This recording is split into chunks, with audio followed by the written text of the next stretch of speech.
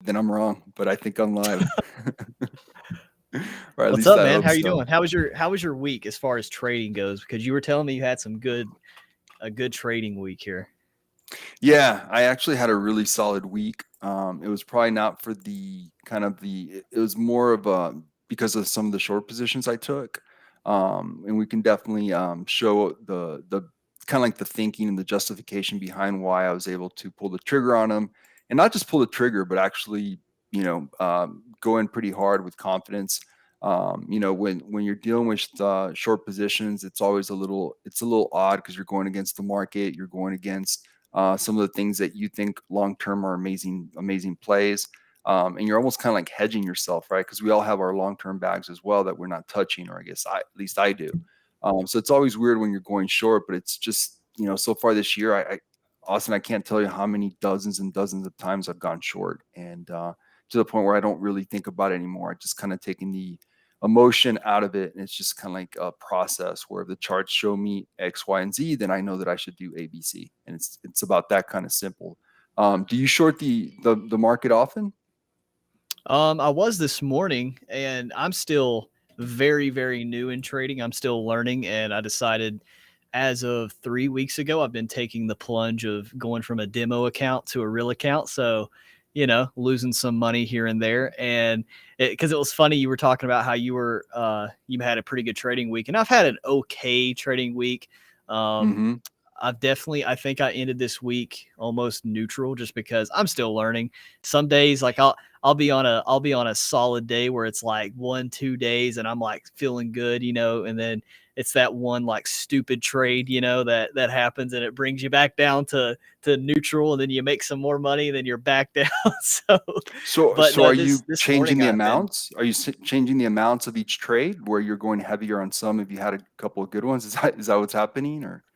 I think right now my biggest issue, if I'm being real, is I'm trying to find my way of risk mitigation of trying to find, like, Risk because management? I have a really, yeah, I have a high, I tend to have a higher risk tolerance. I like to be a little bit more aggressive, especially when it comes to stuff like this. And so I kind of probably stay in trades a little longer than I should, but Mm-hmm. I think that's one of my main problems with knowing when to get in and when to get out of a trade, because sometimes I'll just feel so, I'll feel so confident in my analysis, right? And then Mm-hmm. something weird happens, and then somebody even this morning told me, and I was really looking forward to saying this on the podcast.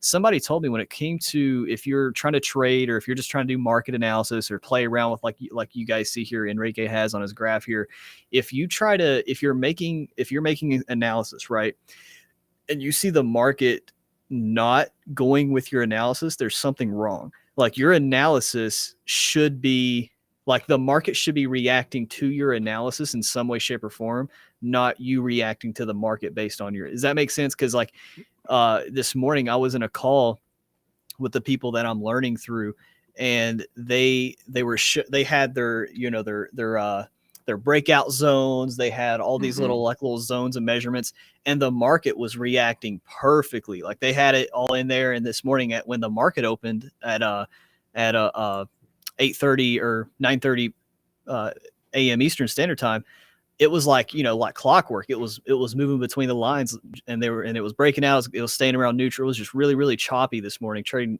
really uneven. And it was just like, yeah, I mean, it made perfect sense. They did their market analysis, they knew what they were doing, and the market reacted to their analysis in a pretty good way. And that's how you can kind of tell, are you on the right track? Do you need to look back and see what you're doing wrong? So I'm still definitely learning for sure. Yeah, well, it's funny you say that because if you look at this graph that I'm showing right now and you see the way that I had this BTC channel anchored all the way back from June, it is pretty plain to see right here, right when it left the channel, that it was pretty aggressive and violent. The drop, right? The second it dropped the channel, look at that, Yeah. Austin. I mean, so obviously the way I had it anchored was in line, kind of like you said, with the market. I Hmm. think it's pretty clear to say that just because of the fact that it was so violent the second it crossed the channel, and then it looks like there was some reason for the market to kind of try to hold that spot up. It was a spot that we had talked about quite a bit, that kind of 23K mark.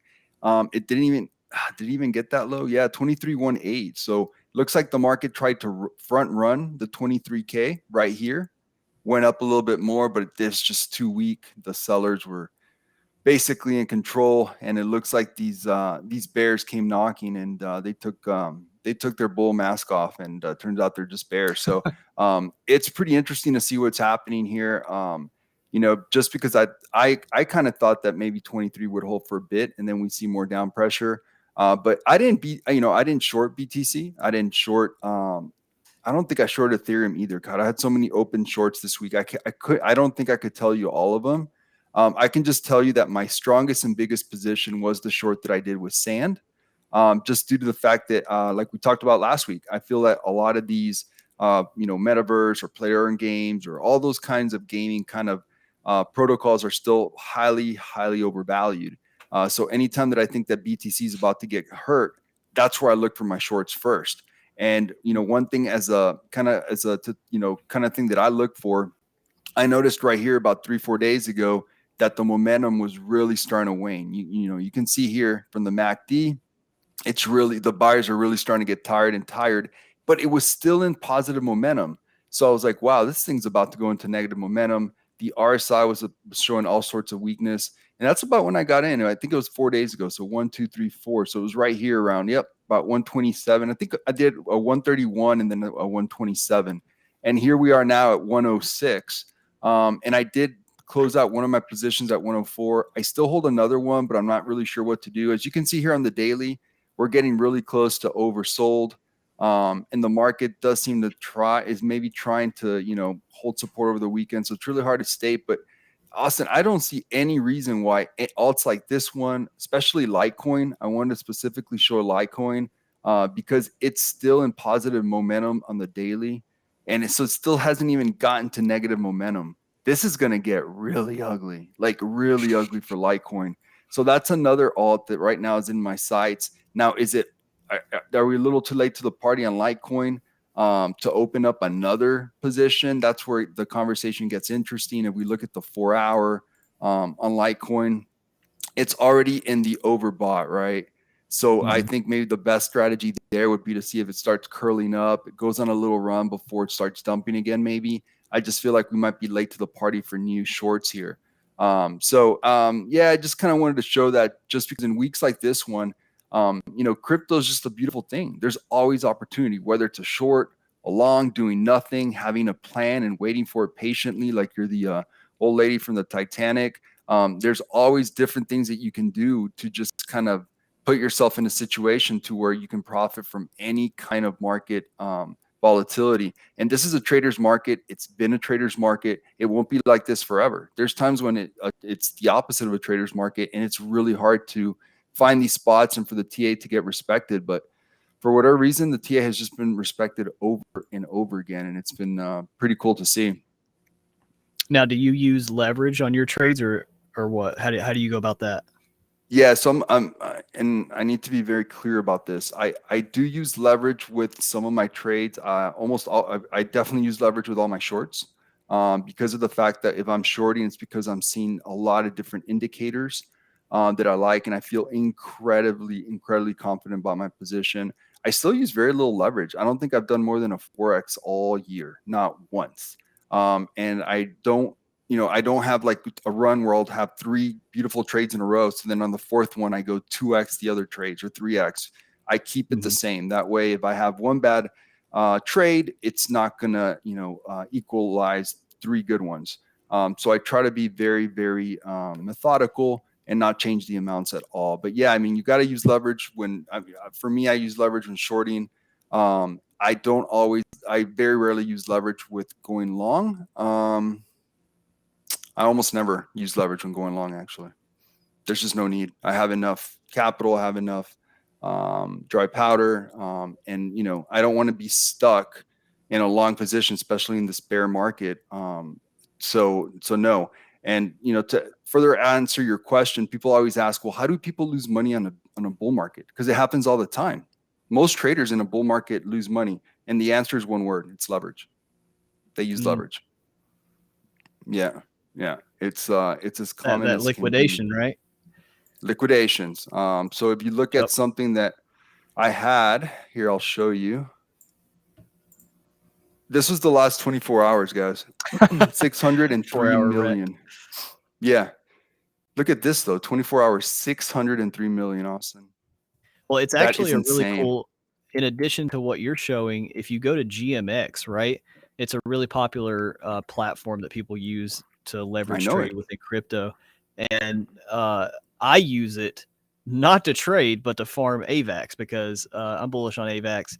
You can also farm Ethereum there, and you get that through the trade fees that people use when they do leverage. And when you look at the statistics, yeah, I mean, people are getting wrecked. Like it shows. I'm sitting here trying to find it. It shows the statistics of people using GMX specifically on leverage, and you can see they're just far outweighing. Like they're just not winning at all in the grand scheme of things. Obviously, people make money on leverage, yeah, but in the grand scheme of their statistics, I'm trying to find it. I don't know where it's at. What kind of returns do you get on GMX with your staking and farming? It varies, and it's really cool. I love it, man. I only have $2,000 in it. It's not like, you know, I'm sitting here bankrolling tons of AVAX, but it varies from around 25% to 50%. And it varies based on, you know, the market conditions, people coming in, using trades, using leverage, all that stuff. But over the course of almost 2 months now, I'm pulling up my account right now. I think I've made about 2.8 AVAX, almost 3. Yeah, 2.7 AVAX, so $63. And, you know, AVAX just took a plunge yesterday. So it's pretty cool to just naturally dollar cost average into something like AVAX if you're bullish on, or Ethereum if you want to use Arbitrum on the network there. And then, you know, just something like that where it's an easy way to dollar cost average in there. And then it's like a win-win, because to even farm the AVAX on GMX, you have to buy the GLP token, which is their like rewards token. And the GLP token, it's kind of like, if it helps to make things that's people watching to make it easy to understand, it's kind of like an ETF in the sense of it's an index token where it's not just a random token. It's comprised of Bitcoin, Ethereum, and if you're on Avalanche, it's AVAX. If you're on Arbitrum, it's Ethereum. And then, so when you buy the GLP token, you're naturally being exposed to these huge blue chip tokens all in one. So it's a really, really cool platform. I think it's geniusly set up, and not a lot of people talk about it enough. Yeah, I'm familiar with it. I've taken a look at it, and I don't know why I didn't pull the switch on it. I didn't realize the returns were that high on it. Maybe it's because I wasn't as bullish on AVAX at the time, but man, if AVAX gets crushed some more, that's going to be a great time to hold long term. That is for sure. It's just a matter of when that begins, right? Because that's kind of like the question. And when I look at AVAX, Austin, on the daily, what would concern me with AVAX is that it's definitely losing positive momentum again, just like Litecoin. It's not even in the negative momentum yet. So how ugly can this get? The RSI is still not even in the oversold. It could get pretty ugly. So I, definitely want to add to the short list, but at the end of the day, they're all going to follow Bitcoin, and that's on the 4 hour, it is so oversold right now. It is so oversold. It hasn't been to these levels since June 14th, 13th. So the last time it got down that low, let's see what it did. I mean, there we go. Well, no, it was right here. It was at it was the lows. It was 17.5. Yeah. The 17.5, and then it went all the way up to what, 24 and change. So about a 40% increase. So interesting, Austin. I find it really interesting that the price is so much higher than that 17.5, but the RSI is the same. So the seller's already on this is the 4 hour though, not the daily. So we can't put, everything into it, but the sellers seem a lot more tired now at 21.2 than they were at 17.5 on the 4 hour. Interesting. And I wonder what's causing that. Maybe market conditions are just that much better than they were in June. People are a little bit more optimistic about the future. Maybe people are still excited about the merge. I just find that interesting that the RSI levels are the same, and yet there's roughly about a 25% difference in price action with the same levels of RSI. So that is interesting. I honestly, it's funny. That's why it's important to play around with charts sometimes. Sometimes you just notice things the more you look at it, and just talking to someone else, right? Because you kind of took me out of my mindset. So you made me look at it from a different point of perspective, which I try not to watch TA videos of other YouTubers because it messes up my process, and then their logic kind of overlaps with things that are in my logic, and then I get a little confused, or I kind of get out of my zone. Yeah. But Well, it's like I think having this is like good. a million different indicators on your chart, right? You just got to stick with There some you that go. you've worked with and you have experience with, and you know what's good for you. Because if you have every indicator on your chart, you're just going to literally lose your mind.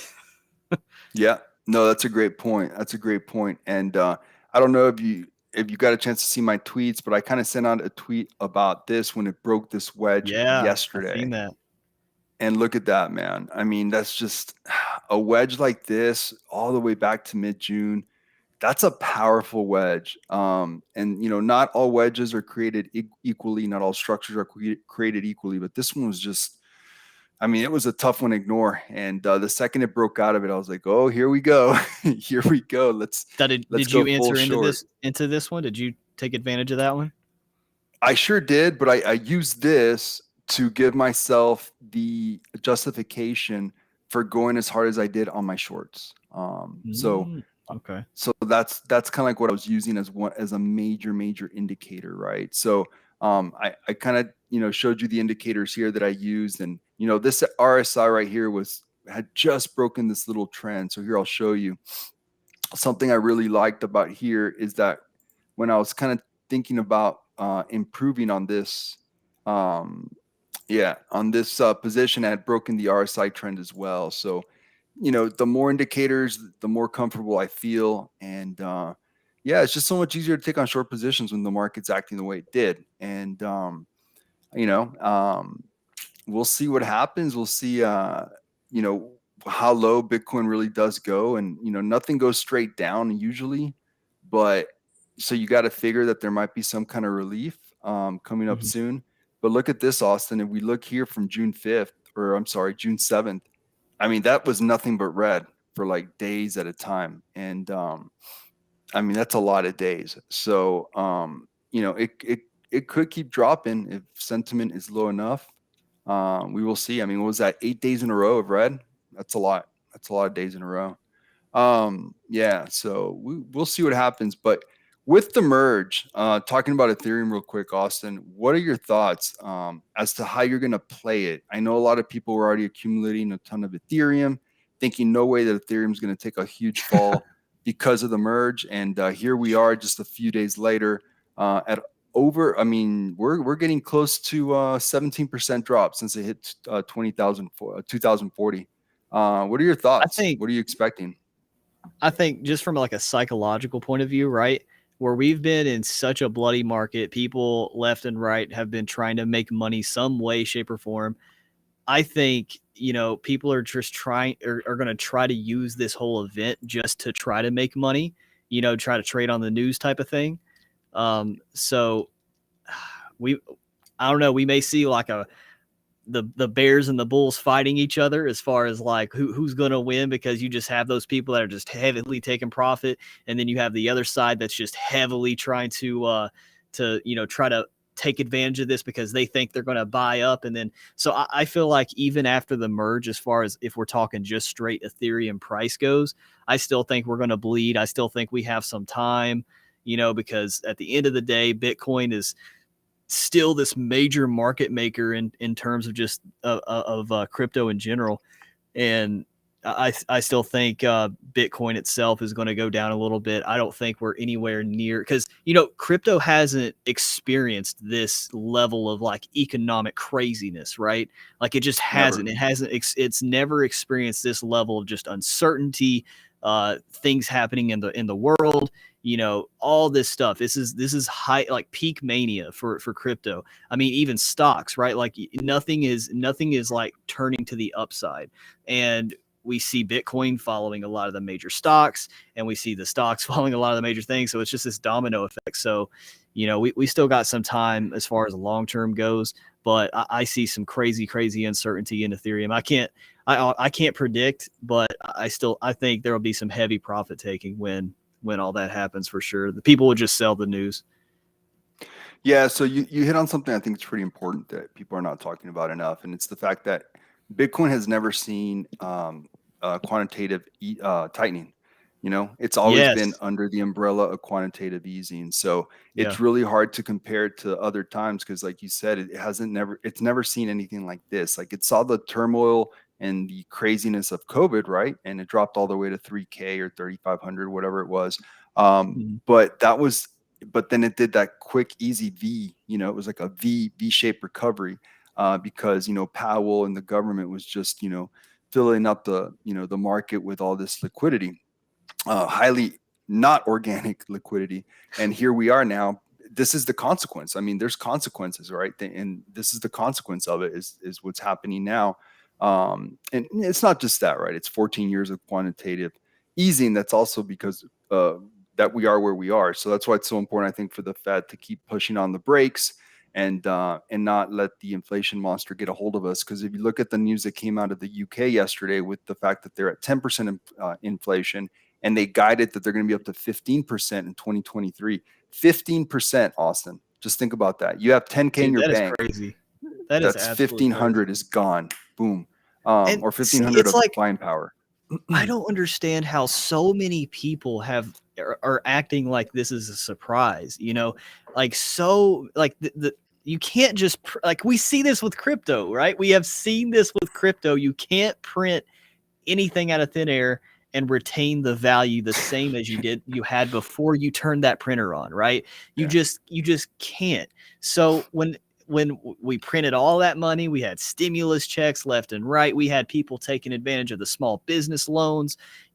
People were literally for anybody watching that's outside of America that maybe that's not in the loop. And shout to Crypto Night, by the way. They're saying, "Where's our third amigo?" So Yabonks, Alex, Oh, yeah. he's in an AMA currently right now. Like there's tons of AMAs going. We had Yeah. MDB and Sphere AMA during when we were supposed to. We had Yabonks and EAM was even in there. So we're all over the place today. But yeah, he will be here, or if he won't be, he'll be in the next episode. He's not going away.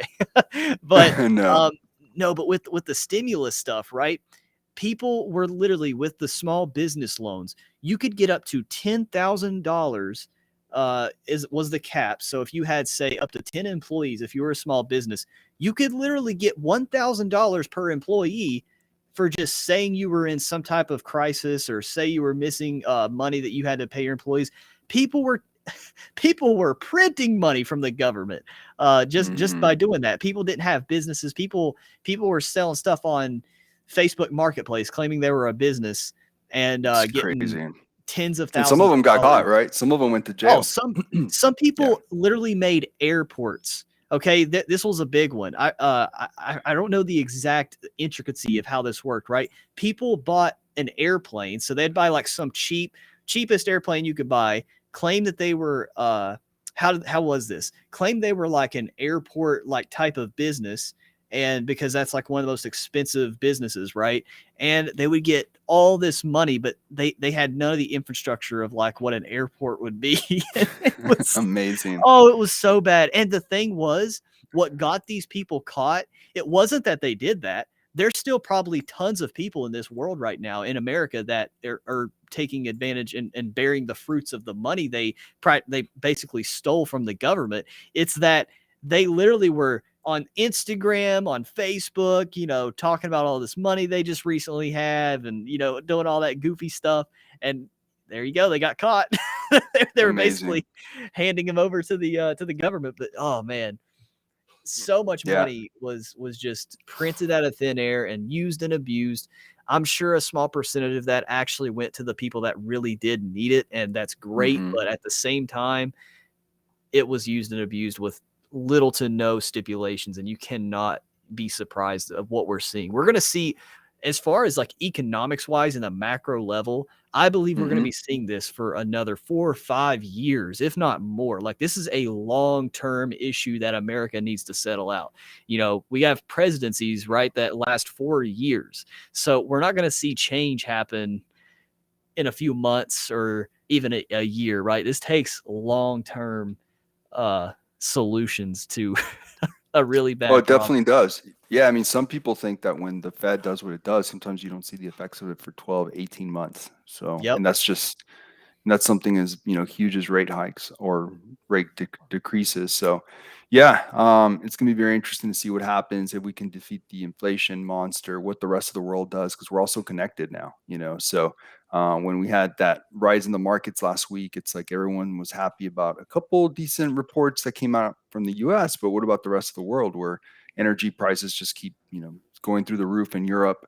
And now the inflation is also a huge issue in Europe. So, um, and what's happening in China is pretty bad too. So, but nothing but Debbie Downer kind of news. But as traders, as investors, we need to take that information and do something with it. Yeah. We can't just think, oh, this sucks and I can't do anything, or I guess I'll just wait.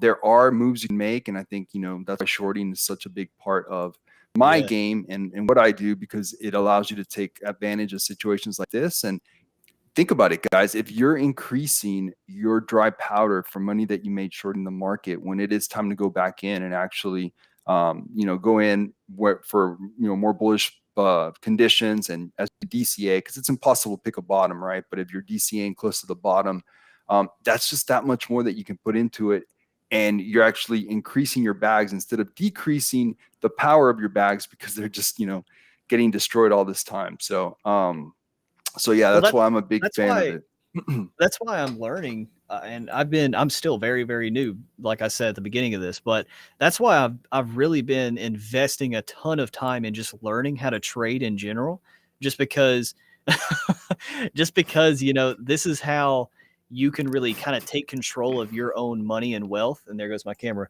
Because when we invest in, like, if we're talking crypto, right? When we Hmm. invest in any project, at the end of the day, we are not in control of that money. We're not in control of our future money from that. We are just taking a bet. But with something like trading, right? Like you said, this is a trader's market where we're having a ton of hurt. We're hearing about inflation going through the roof, all this stuff. Something like trading is where you can really, take life. I'm trying not to sound all cheesy here, but you can really take your life into your own hands and show how much work you put in is there in your profit and loss statement based on your trades, and you can really take advantage of what you can do and what you can learn.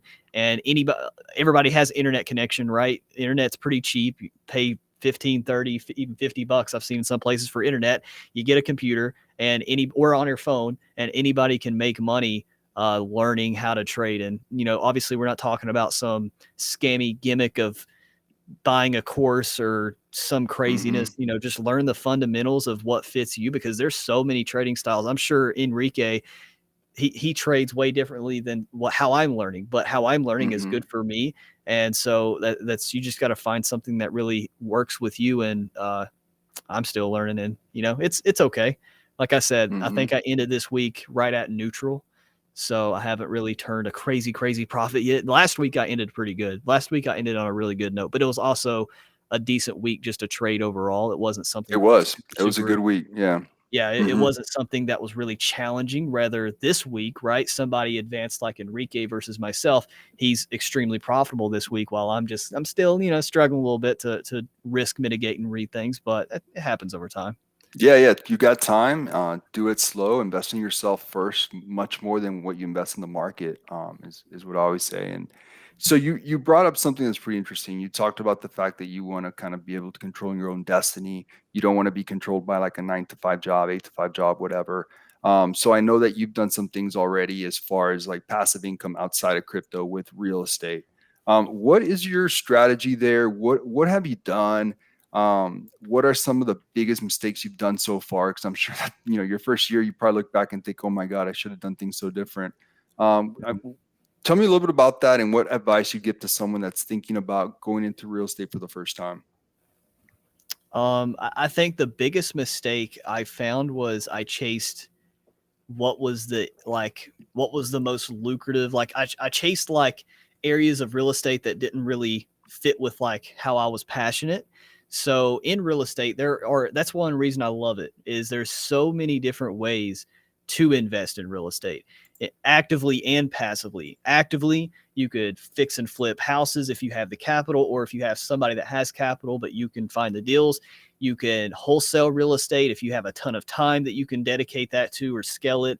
You can do all these different things actively, but then you can do passive things like syndications, just regular, everybody knows about buying and holding real estate. You can crowdfund real estate, which is kind of like syndications, but a little different. Most retail investors can do that. You can do short-term rentals that can kind of be a bit of both active and passive, just depending on how you manage it. So the first thing that I did was I pursued wholesaling, and it just didn't fit with my who I am as a person. I absolutely hate talking on the phone. And when it came to that, right, that's all wholesaling really is if you're trying to start from zero, what if anybody here that doesn't know what wholesaling real estate is, in a very, very simplified way, you find somebody that has a reason to want to sell their house that's not on the normal market. And by normal market, meaning if you look up Zillow, Redfin, Trulia, Realtor.com, any of these MLS websites that you go to look at properties that are for sale, these properties aren't on there. These are properties that you've either talked to the owners of, you ran into, you are calling people. I mean, there's so many different ways of acquisitions of these houses and these properties. That's like a whole different video. But just know you came in contact with somebody that has a house that's not on the market for anybody else to see. Okay, so you talk to the person, you find out their problem, why do they want to get rid of the property, all these different things, and then you come to an agreement on a price. Now you've done your due diligence, you've looked at this house, and you say, okay, if this was in top pristine condition, this property could sell for say $100,000, and it probably needs, let's say, 20 grand worth of work. I mean, the landscape's terrible. It's called what's called a distressed property, meaning there's just either maybe the owner doesn't want it anymore. Maybe the person died and someone was inherited the property and they just can't do it. There's so many situations where people just either just want to get rid of their home or they just need to get rid of it. So you got to find, as a wholesaler, you got to find that problem and be the solution. And so when you go and find these properties, you get them at a really good price that fits in with your rehab budget and how much somebody would loan the money out to fix that property and whatever. So how did you get started, Austin? Like when you first, because I'm assuming you're pretty young, right? How old were you? Yeah, I'm 25. Yeah. Okay, so how does a 25-year-old that doesn't have a ton of cash get started? How do you get you always go ahead. Easiest way of getting started into real estate is living in a property, right? And it's called house hacking. Easiest way, because here in America, anyways, you have loans that you need to the government backs, because it incentivizes you to move into these properties. So the government wants you to be a homeowner because there's so many tax incentives around being a homeowner. So instead of having a conventional loan, because a lot of people, even watching, I really hope I can break this myth for some people. You think that, I need to put 20% down. No, that is totally wrong. If you want to buy a property, if you're a veteran, there's a VA loan. If you live in a rural area, and by rural, look up USDA definition of rural, because I promise you it's not what you think. You're not in some crazy forest. So you do what's called USDA loans, where it's pretty much the same stipulations of a VA loan, where it's 0% down. You go into a property as long as you can fit the lender's recommendations, and you just pay closing costs, really, unless you negotiate that to get taken care of with the seller. Anyways, I'm just kind of rambling, but you live in the property. You take advantage of these residential loans that you can go in with very little money, very little capital. You just need money to pay closing costs, which is anywhere around, I would say, 4 to 8 grand, just depending on the actual property. I'm highballing there. It could be lower. Based on your financial situation, your credit score, all that stuff. And you can negotiate for the seller to pay for that, right? Oh yeah, the closing costs. Everything in a property is negotiable. There's really nothing that can't be negotiated. So you get into a property based on you just living in it. Now you come into a couple different scenarios, right? So you can, as with a residential loan, so these really good benefits, they take loans up to 4 units on one property. So, and 4 like, together units, meaning a single family home. Everybody knows what a single family home is. A duplex, meaning there's 2 units attached to each other. A triplex, same thing as duplex, but an additional one. And then a quadplex. So a small multifamily, that's what it's called. You can get a residential loan all up to that quadplex unit, those 4 units together into one. And you can do house hacking, where if you find one of those at a pretty good deal for whatever your financial means are, you can rent the other 3 units out, 2 units out, whatever that is. And those units cover your mortgage, and you're essentially house hacking. So living for free, or at least a majority of your mortgage, to where maybe you're only paying, instead of I don't know, $600 a month mortgage or $1,000 a month mortgage, you're only paying a couple $100, or not a free mortgage altogether, because that rent payment is coming in. And then you only got to live there. Now, here's another stipulation. A lot of people think there's a time requirement. There is no time requirement on a VA loan, USDA loan, FHA loan, any of these. Most of these loans, when you look in the contract, all it says is based on your current needs. So say you have a job, say you get married or divorced and your living standards change, anything that changes your financial standards of living, you can still leave. You can move out whenever that is, right? Usually they like to see at least you have 6 months to stay, 6 months to a year to stay somewhere. But that's just all personal. But then you go in that property, you live in there, especially someone young like me, that's not going to be your forever home. So you move into Right. that property. You don't try to get all fancy like an HD TV house. You just get somewhere that you can live in that meets some decent standards, right?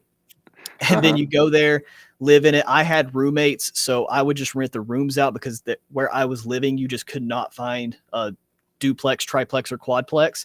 So then you just rent you rent the rooms out. Those rooms were paying almost my mortgage, so I was almost living there for free. And then when I moved out, I rented it out with an actual tenant in place. And now the properties that I have, not a single one I come out of pocket the mortgage for. I'm cash flowing anywhere from $400 to $800 per property, just because I went in there with a residential loan instead of a conventional loan, and I just had really good rates because I had a really good credit score. Just took advantage of everything, and then that's How kind of many how I got properties do you started have? within real estate. I'm sorry. How many properties do you have? So I have one actual single family home. I have 2 duplexes, and then I have a long-lasting partnership agreement with my buddy that does short-term rentals. So a lot of people know them as Airbnbs, but Mm-hmm. we just like to say short-term rentals because there's a lot of different little short-term companies out there that can do that. So what we do with that right now, and that's what I've really been focusing on this year, is making sure that I can balance building my portfolio without taking on a lot of personal debt. So that's where partners come so much into play once you try to scale your real estate portfolio. So what I've been doing now is I've been working with him where I just provide capital, kind of like crowdfunding, right? In a way, I just give him Mm-hmm. money because he has a great track record and he gets the short-term rentals. We take advantage of the super, super, super high cash on cash return that these rentals have, which is anywhere from 20 to 30, sometimes 40% if you find a really good one. He does all the legwork and he just pays me a premium for providing the capital. And then another Amazing. thing and then my last deal that I have is a 52 unit apartment complex. It's what's called a syndication, where this is the really weird thing, right? A lot of people don't have access to syndications because they're not what's called an accredited investor. I'm not an accredited investor. I'm not a millionaire yet, but I'm going to get there soon. But when it comes to these syndications, there are certain syndications that are open to retail investors as long as you just have to network, right? You just have to know the right people, be in the right situations at the right time. And I was fortunate enough to build a relationship with some really good real estate investors and really good people.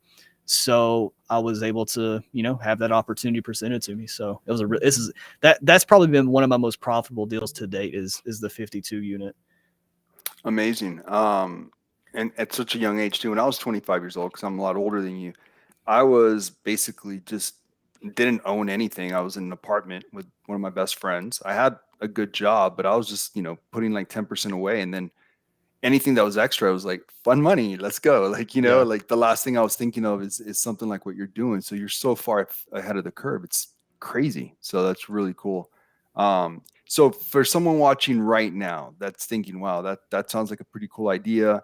Sounds like a solid plan. I don't even own my own house.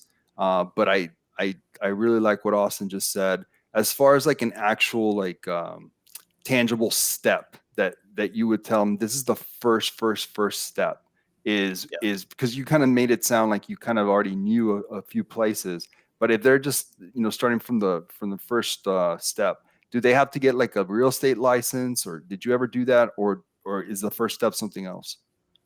absolutely not. So yeah, no, you don't have to invest in real estate. At least in America, you don't have to have a license, certificate. You don't have to have anything to invest.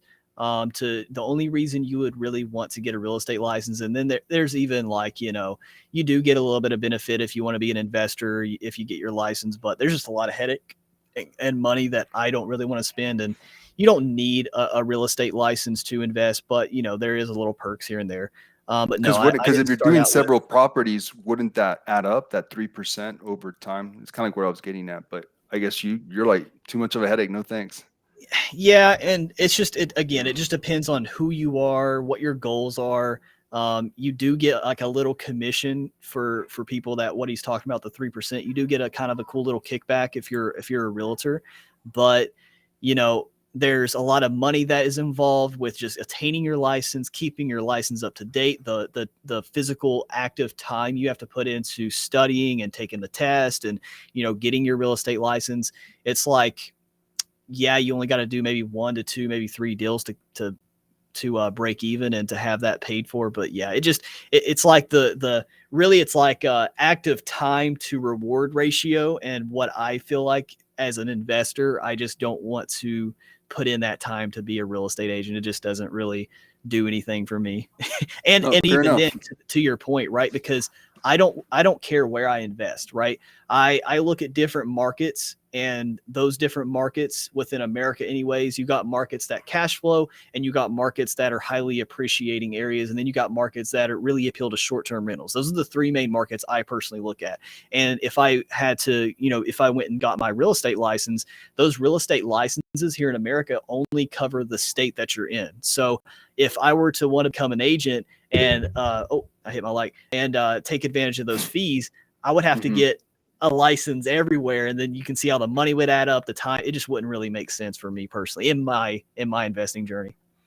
Okay. Yeah, that sounds a bit painful. Okay, that's Hey, cool. That's shout out really to good to Croc, hear. by the way. I seen the $5 super chat. Thank you, Croc. No way. I need to watch the chat. Thanks, man. Appreciate that.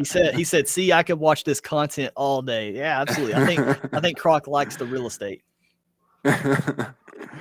Well, I mean, the way you made it sounds amazing, It's man. so fun. It really is. And the biggest thing, the biggest piece of advice, because I know a lot of people on here watching and that's going to watch the replay where we talk a lot about like trading crypto, that type of stuff. They probably are either wanting to get into real estate or just don't really know a lot. But the best piece of advice I could give you is you got to network. Like the stupid cliche is so true. Your network is your net worth. And what people mean by that, it's not just a fancy saying that you put on your Twitter to hope you get retweets. No, it's something that you want to really kind of take to heart, kind of like the whole saying where you are who you surround yourself with.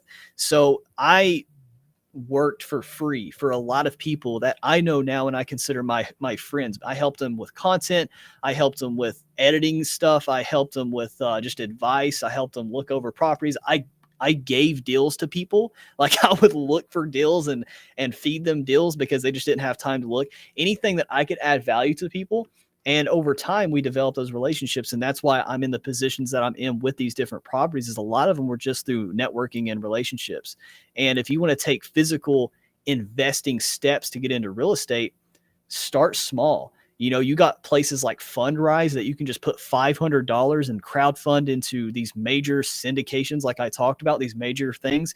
You got Hmm. REITs, real estate investment trust, that's just like buying a stock or crypto. You just, you know, buy your shares or whatever you want to have, and you get dividends based on the REITs. You know, start small in that real estate exposure and then see how lucrative it is, and then slowly scale your way up to, you know, buying a property and living in it, right? Everybody gets kind of like intimidated because they're like, I need to have 20, 30, 50 grand to get into real estate. No, you don't. You can get into real estate as little as $500 or Well, $10, you just really. said that all you need is closing costs, which is insane. Yeah, for if you want to buy a home, as long as you can meet the requirements, you have a steady income, a decent credit score.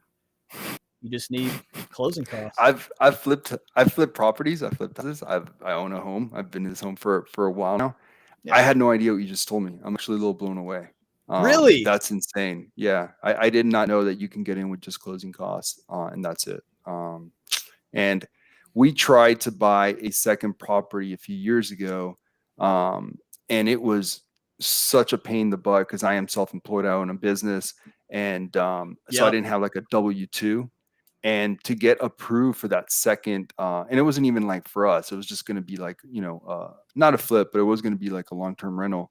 The process was so painful. So I don't know. It's making me wonder if maybe, but this was a few years ago. Maybe things have changed a bit. I don't know. But well, see, the thing with that, right? I'm really glad you brought that up because I'm sure a lot of people even watching where we're kind of in that investing realm, we probably got people that either don't have a reliable income. And by reliable income, I'm not like throwing a shot at people. I'm meaning based on stipulations for brokerages to apply for a loan, you got to have reliable income. And they really love that W-2 income. But if you're self-employed, if you're like an Uber driver that you do contract work for, that type of stuff, which is called a 1099, that type of stuff where you don't have a reliable salary, they hate it. And it's such a headache.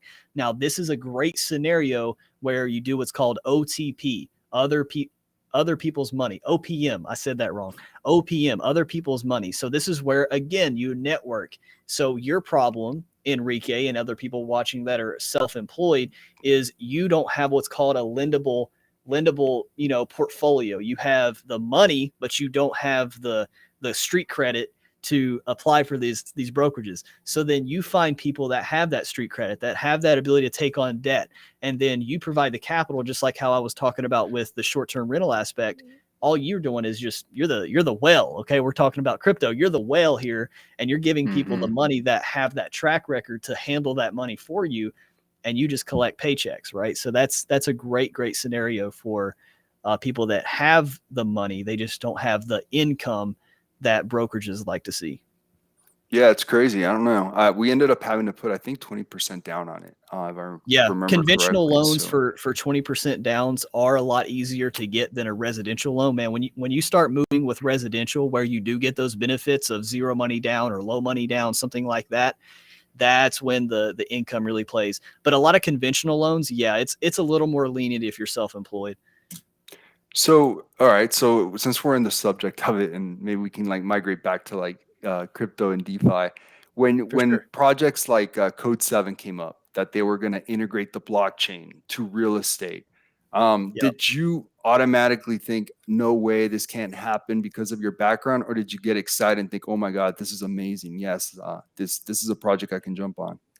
Both. Now, this is the problem, right?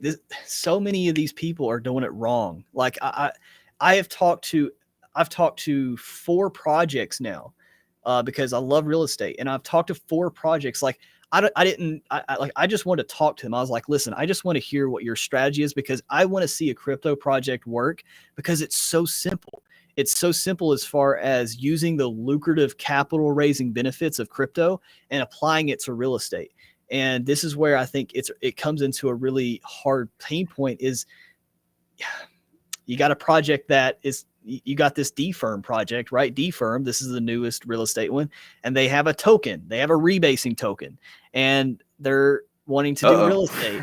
So Already, it's like, why do you need, you don't need a token. Like just, they have the NFTs that they're using the capital benefits for, and that's going to be applied to the revenue share. But then they have this token that's just, you don't need it. You don't need a token. Then you have something like Code 7 that was a tomb fork, and you just don't need to be a tomb fork. Just be an NFT project and have people buy the NFT, and that's the revenue share. But then here's the stipulation with that. And this is why I said I'm both excited but worried, is once you become an NFT project, okay, now you got a fine line between the SEC. Are you a security because you're sharing revenue, or are you not a security because you're doing some type of reward program, keyword rewards?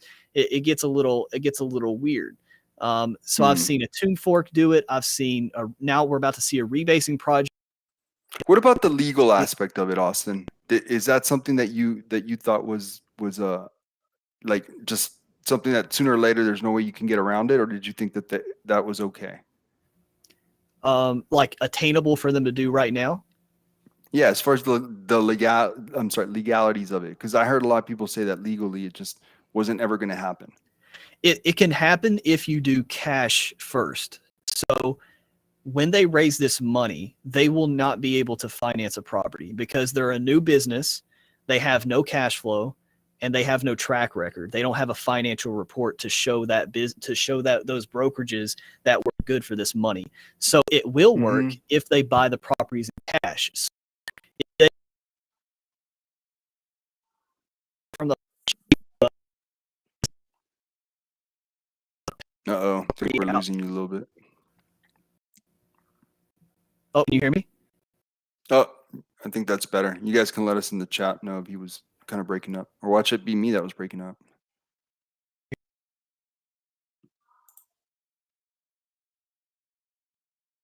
Yeah, it's Austin. Croc just said. All right, well, we wait for Austin to come back. Hopefully my feed is fine. Crypto Knight said, let's look at BTC. So let's go take a look at BTC.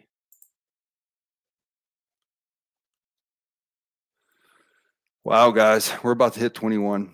So let's just take a look at that real quick. Looks like Austin's back. There I think we you're go. good now. Yeah, you're better Can you now. hear me? Yeah, we can hear you now. We decided to take while you were out just a quick peek at Bitcoin because it's hemorrhaging again. It's all the way down to 21K. And interesting. So 21K. I'm just trying to see what was the next level of decent support. And because 21 is such a round number, but on the daily, I would say the next level of decent support is about 20,769. And yeah, but it's thanks, Croc. It's 5 o'clock, so we still have 2 more hours till the day is over, right? Yeah, an hour 57 minutes. So one thing that I wanted to note is I have noticed, guys, that as far as price action, the last hour of every single day has been usually the most active. So right now it's 5 p.m. Central Time for me. So in 1 hour, we'll see that last hour, and that's going to determine a lot, see how things shape up to the weekend. But good God, guys, if we don't hold this level and we, paint a lower low than maybe something like this over here at 20,700, it could be a really nasty weekend. It could be one of those weekends that that we talk about. We've had a couple really bad weekends in the last couple of years, and this is feeling like it could be one of those. But maybe that's what we need, guys, like a really fast, horrible dump. Capitulation happens, and then we start kind of gearing up towards getting closer to the merge because that could be pretty exciting. Thoughts on Sphere Finance right now by Abagi Fitness?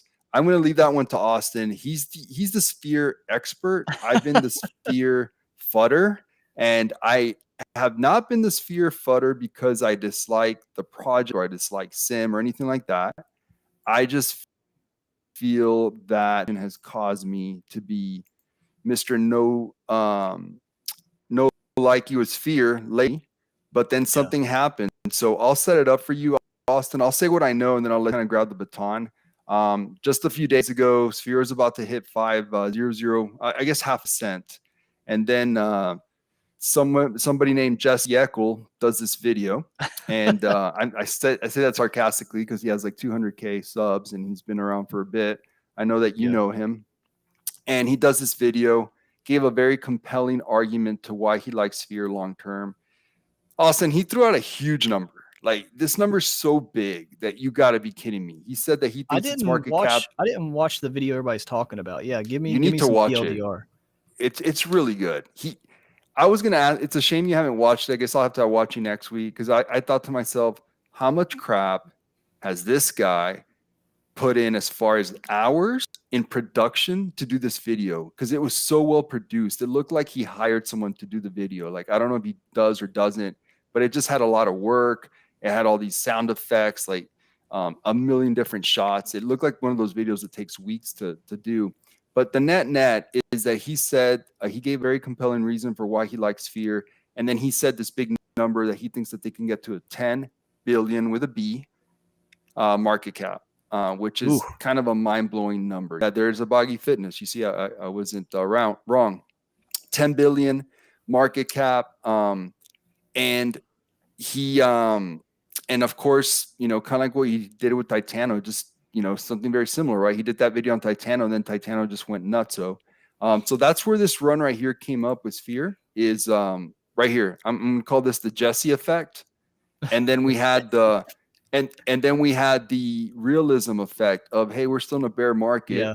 Markets might implode over the next few months. Inflation's still a big deal. And then you had the, you know, you had reality kind of kick in a little bit. But here it is still at, you know, about 60% higher. So that's kind of like what you missed, Austin. And that's 1000% the reason for this pump. It wasn't anything else. That it was is literally so his funny. video. So to answer Abagi's question, what are your thoughts? Crypto Knight seems to have, Jesse is biased and he's manipulating the price.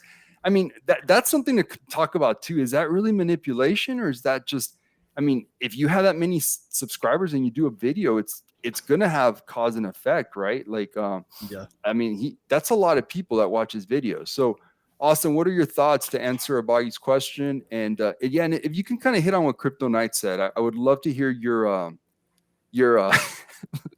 sorry, I'm laughing, but Don Sword, I agree with you, Don Sword. I don't want to talk about, but I agree with you, Don Sword. I agree. We'll just leave it at that. I agree with you. Yes. But yeah, so objectively, yeah, Sphere has been, as far as price goes, yeah, it's not been pretty. It's not been immune at all to the bear market or anything like that. But again, like, it's like when you put money into these crazy risky plays, at the end of the day, you just got to bet on the team, right? So I put risk capital into Sphere, disclaimer, like, I'm a holder, right? A Crypto Knight said he's a holder. Yeah. So there is a period of subjectivity to what I say. So there we go. And yeah, shout out to Croc. They said, is your camera getting hot? That's why. Yeah. So I have a Canon M50, and they're notoriously for their sensor to getting too hot. So it just randomly turns off that. So I just got to turn it off, turn back on, and it's fine. So it's a great, like, production video, but it's not a good live stream camera. But so when it comes to Sphere, they have a really cool long-term play of governance. Just that's why I think it's really cool for Sphere being a giant governance token. So for people that haven't heard of Curve, or maybe you have, so the Curve Wars. Right. So people that are watching Curve Wars, that's essentially what they're trying to simulate with the Sphere token. They're trying to create the Sphere Wars, where people have governance tokens where they can vote on different liquidity pools and have different voting rights based on, you know, all your holdings, blah, blah, blah. That would be a whole video to explain all that. But that is their whole end goal. That's why they want to do what they do. So it's a really cool end goal that I'm betting on. And that's, you know, that's that. Okay. There was one thing. Hey, what's up, Alex? He's here. Can you guys hear me all right? Yes, sir. He's here. Yes. I apologize for being tardy today. I had a AMA that went late. Enrique, you were probably aware because you were part of it too. It just kept going. There's a lot of information. So thanks for waiting for me, guys. And I'm glad this is still going. But we didn't wait for you. We just kept on rolling. Good. I like it. I'm glad. Actually, we've just been standing here in awkward silence waiting on you for an hour. Yeah, we did. I figured, just looking at our audience. Everyone was so patient. Can I share my screen real quick? Yes, sir. Because I wanted to touch on this while you were talking about, like, for people watching right now, I really wanted to get some value here for what could possibly happen next week. So for anybody remind listening, me how to do it. Remind me. Oh, no, I'm doing it. Oh, perfect. I'm about to click share, and now you just have to enable that toggle, that little switch there. There we go. So so for people, when they ask me, do they think the price is going to get better? Do they think it's going to get worse? I'm not just pulling that out of my butt. I would never just give a random answer. I have some reason of why I say that. So anybody watching, it's called forexfactory.com. I'm going to copy this, send it to Enrique, and he can drop it in the chat there. So just copy that, Enrique, and drop it in the chat for anybody that wants to follow along. And these are what's called different type of folder events. So we see impact here. So this is kind of how a way you can kind of not predict, but have a really good estimation on what the market's going to do in the coming days, in the coming weeks, whatever, is based on these folder events. So depending on if it's yellow, if it's orange, or what causes really bad market fluctuations, a red folder event. If you have a red folder event, this is what causes a lot of bleeding. So if we look at Monday, right? Let's look at the 22nd, which is this coming Monday. Apply the settings. We have a yellow event. Let's see if we can find. There we go. Look. So Tuesday next week.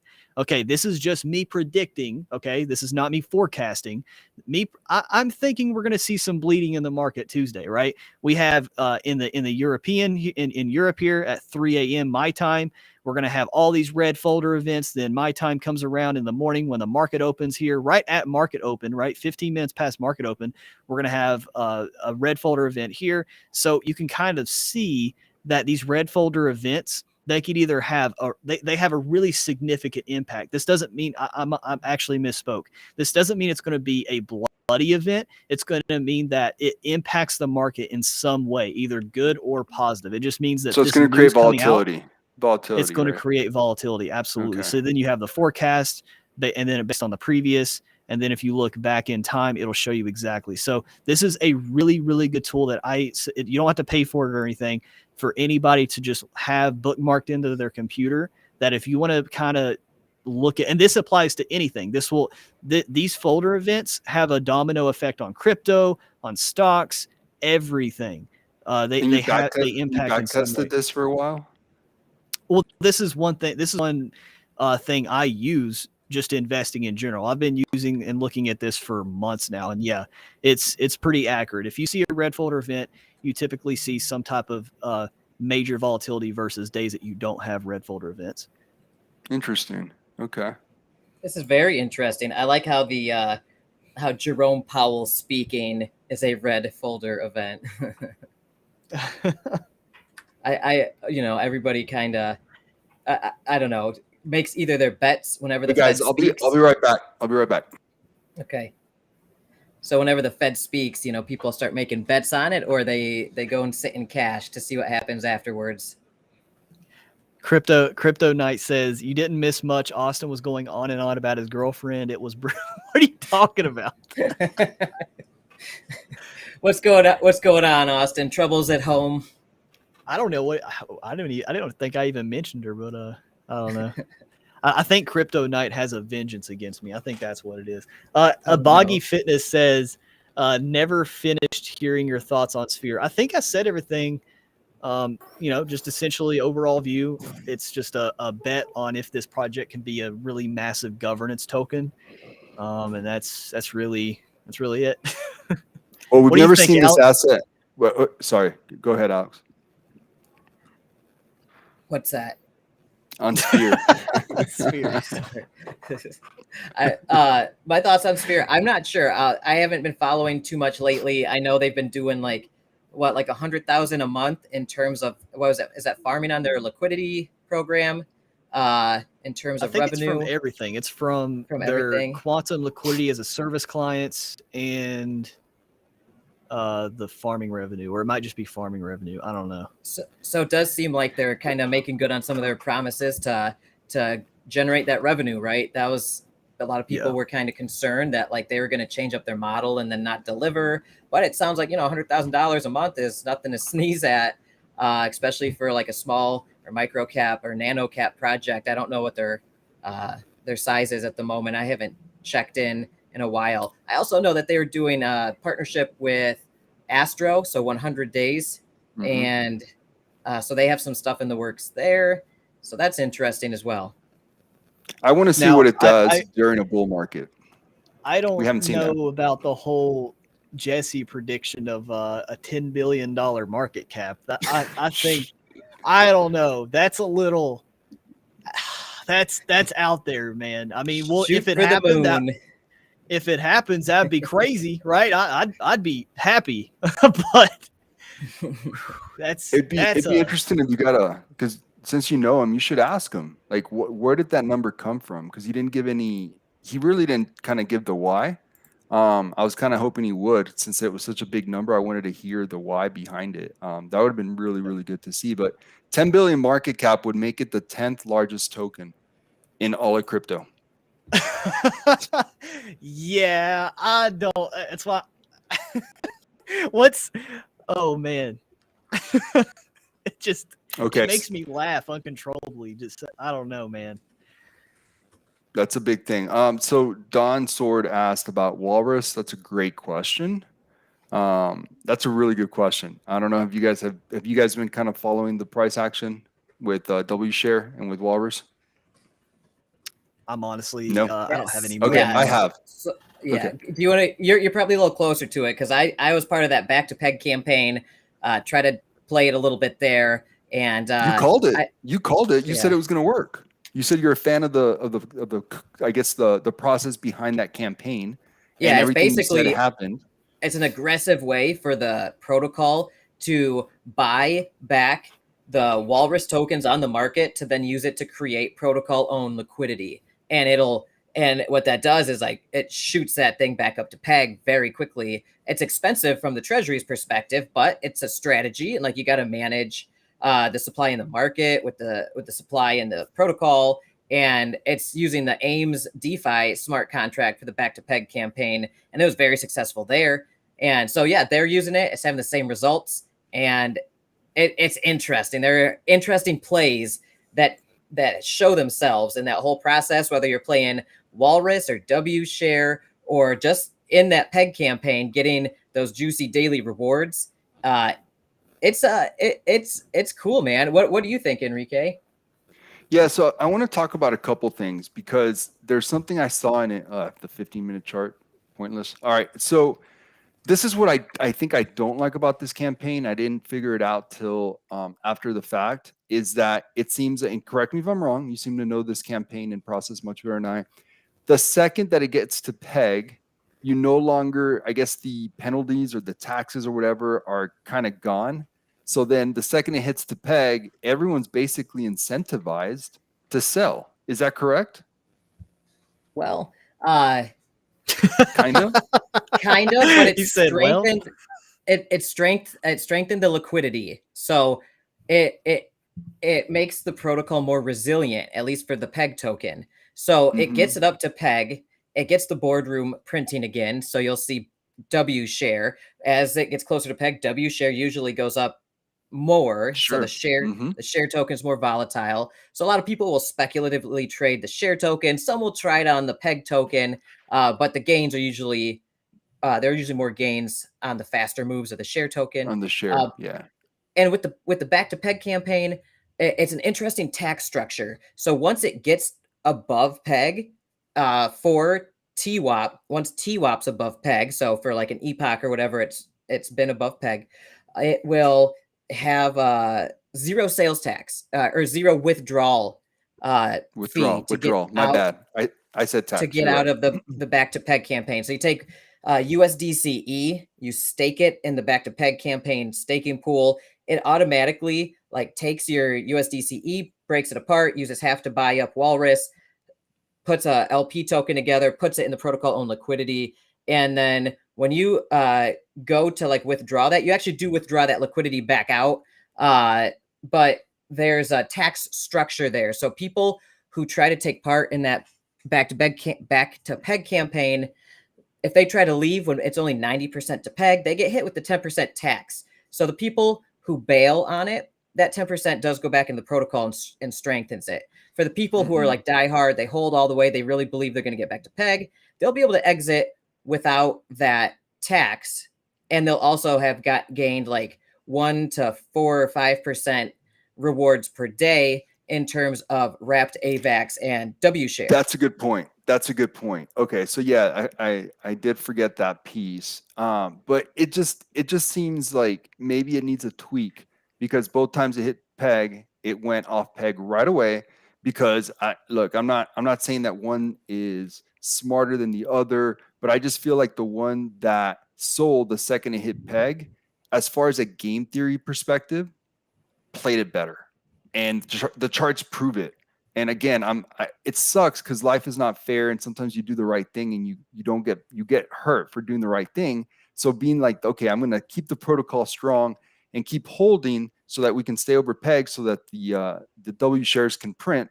They got hurt, and the guys that kind of were thinking, yeah, I better beat my fellow Walrus holders to the punch, they got rewarded by selling, right? So that's why I can't help but wonder if, and I don't know, like we're getting into weird tokenomics where you don't want to be kind of like on the honeypot side of things. But what if they kind of tweaked it so that like the tax stays until you're at like, what, on peg, over peg for, say, I don't know, 24 hours, 48 hours, but then you're basically signaling to the market, sell after 24 or 48 hours. So it gets really complicated. I don't have a solution.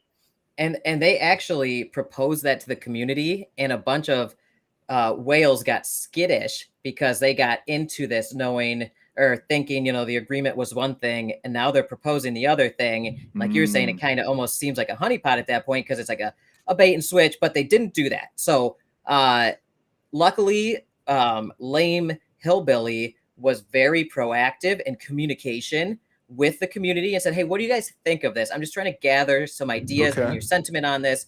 And a lot of people were like, yeah, let's keep that tax jacked up all the way till we're 10% above peg. And but those were the maxis, right? But there are whales out there. And it was like me and like 5 other people that voted no versus like 100 at that time. Oh, really? And yeah. And I reached out to Lame Hillbilly and I said, look, if you change your agreement that you made when people got into this thing, and you say, now we're going to raise the exit taxes and make it so you potentially can't get out, it changes the risk reward calculations for a lot of people. And I think it makes people think that, like, especially whales, they go in thinking these are the terms of the agreement. I mean, anybody really, but a whale can really move a project, a nano cap project like this around. And oh yeah. So one of those whales got skittish and immediately dumped, and it like went way down like immediately. And I'm just like, Lame Hillbilly, a bunch of these whales are just gonna dump their stuff because they might feel tricked into this thing if you change it. And luckily he didn't. And he said, you know what? I talked with people and we're not going to do this. I think a solution would be, if you want to propose a second back to peg campaign smart contract with altered parameters, then launch a secondary pool and say, and then have basically like a wrap up plan for the current pool and say, we're going to give you back all your positions with no tax. We'll just give it right back. What you put in, you get back. And then we'll have a second back to peg campaign if anybody wants to participate. And it'll have these rules instead. And then that way people can get into it knowing the rules of the game without feeling like they've fallen into a honeypot where they were sold one bill of goods and got another, and now have to pay if they want to exit, because it changes that risk reward calculation for them. So they might just want to cut their losses and say, I don't trust their judgment anymore because they almost tricked me. So Lame Hillbilly was very thoughtful about this. So we had a conversation. He's like, I never looked at it that way. That's a very good point you raise. And I don't want people to think that I tricked anybody or I bait and switched anybody. He's like, even if it costs me a little bit more from the treasury, he's like, this is the agreement I made with these people, and I need to honor it. You're right. He's like, so he steered that ship like through those rocky waters where like somebody like we talked about last time, Liquid Capital was just like YOLO cowboy shit, blow, change it up, announce it after the fact, and then participant confidence immediately fell through the floor because that was a rash decision without any communication. But Lame Hillbilly did the right thing by saying, hey, I want to talk to you guys about this. What do you guys think? Let's talk about this for a few days before doing anything. And he did. And I think otherwise, we could be looking at a very different chart that could be, because some of those whales, as you know, somebody dumps a few $100,000 of that peg token, that's gonna it's gonna hurt, it's and you're gonna huge. have to have a lot of people buy into that back to peg campaign to fix that, and then the whole thing gets. So anyway, Got to I keep think whales happy. he salvaged the whale's confidence and everybody's confidence, because me with a small position, I got nervous there. I got like my blood pressure went up a little bit. I'm like, oh, things are changing. This is not what I signed up for. And he listened to me. So thanks, Lame Hillbilly, for listening to me and like, you know, talking through that with everybody. I think that just shows that he's trying to figure out the right thing to do as a leader and like talk to his people that he's leading in his protocol. So I don't know. I thought that was an interesting situation. I learned a lot from it. Yeah. So one other thing that I want to just before we move on to a different topic that I find extremely interesting with Walrus, and I think it's something that we need to kind of assess a little further and maybe kind of figure out, you know, moving forward the next time this happens as investors or traders or degens, whatever you want to call it, how to navigate those waters is that if you look at this top wick right here of $360 some for W share, it's not a coincidence that that was the same day, right? And then it all came crashing down. That was the same day that Norwal came out, right? The second peg.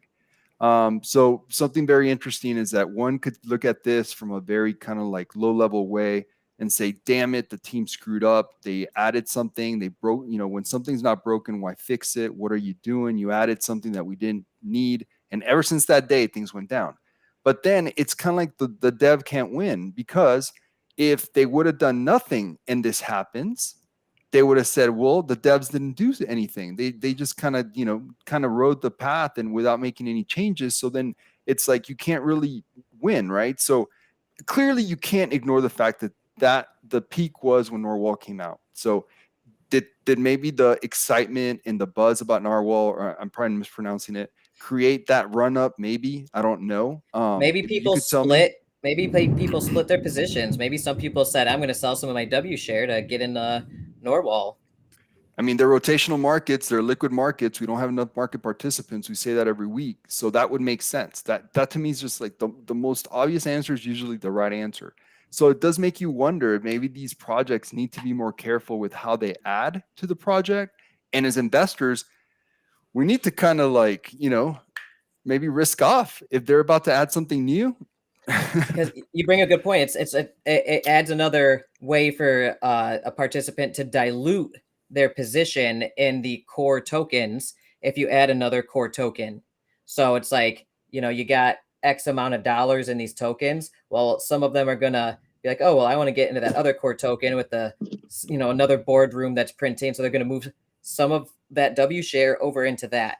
That's an interesting thing. And you know, all it does is kind of buy more time as they try to build out some kind of utilities, give more use cases for their tokens in a wider ecosystem, while allowing the Seniorage protocol to do its thing, you know, going back and forth, up and down, and allowing people to trade in and out. As we've seen, they can go a very long time, and it gives them a lot of runway to build utilities and revenue streams and build out their whole ecosystem while they're allowing people to kind of have fun trading against each other and you know, putting funds in there, staking liquidity pair tokens to get some kind of yield out of it, things like that. So I don't know, it's so many factors in these Seniorage protocols. It's crazy.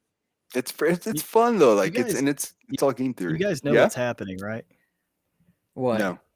No. So this is the biggest thing, right? Because I was really listening to both of you when it was talking about like Walrus.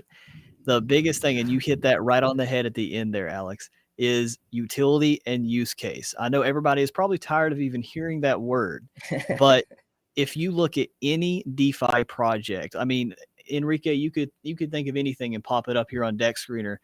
It's going to look crazy at first with the hype and the run up, with a massive dip, and just it keeps on dipping and it doesn't stop dipping, because this is what a lot of these projects, and this is why they're going to fail, because the bear market is going to be this natural filter, right? And is because Yeah, you got MDB there. See, that's why I said like Yeah. 99, right? We have I a was messing couple with you. exceptions. We have a couple exceptions in the crypto world, but I'm saying most of them, right? I could throw a dart and 9 times out of 10, I will hit a DeFi project, not any crypto, deep degen DeFi project. Okay. And that we're talking low market caps here.